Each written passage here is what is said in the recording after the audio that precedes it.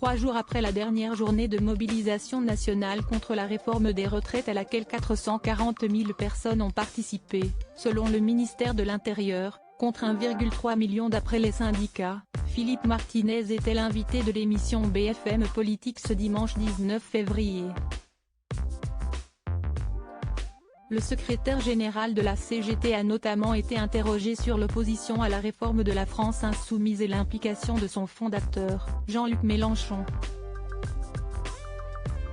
Est-ce que vous diriez que, dans cette crise sociale, Jean-Luc Mélenchon est un allié ou que c'est parfois un boulet ? Lui a demandé de trancher le journaliste Benjamin Duhamel. Refusant à choisir l'une des deux alternatives proposées, le leader syndical a blâmé l'échec des débats législatifs qui se sont achevés le 17 février, sans vote du projet de loi, le fait de ne pas aller jusqu'à l'article 7 pour que chacun puisse afficher ses positions, c'est un problème. Quand Jean-Luc Mélenchon fait les choses comme ça, non, a-t-il ensuite admis alors que notre confrère lui demandait, à nouveau, si l'ancien candidat LFI à la présidentielle était un allié du mouvement social.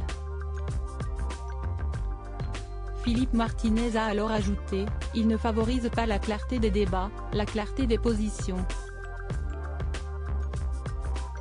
Jean-Luc Mélenchon, ces célébrités qui ont voté à gauche aux législatives et de discussion au point mort lorsque Jean-Baptiste Boursier lui a demandé s'il se parle encore avec Jean-Luc Mélenchon, le secrétaire général de la CGT lui a froidement rétorqué, « Pourquoi encore ?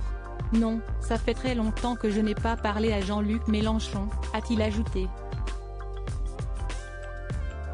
Entre lui et le mouvement syndical, oui, ça ne se passe pas très bien, a-t-il toutefois concédé après de multiples relances de nos confrères.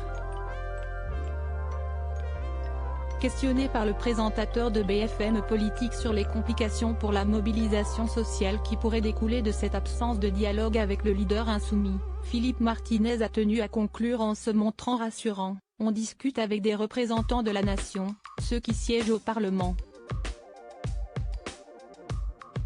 Ce qui n'est justement plus le cas de Jean-Luc Mélenchon qui n'était pas candidat à sa réélection pour la 4e circonscription des Bouches-du-Rhône lors des dernières élections législatives. Article écrit en collaboration avec 6 médias. Crédit photo, capture d'écran BFM TV.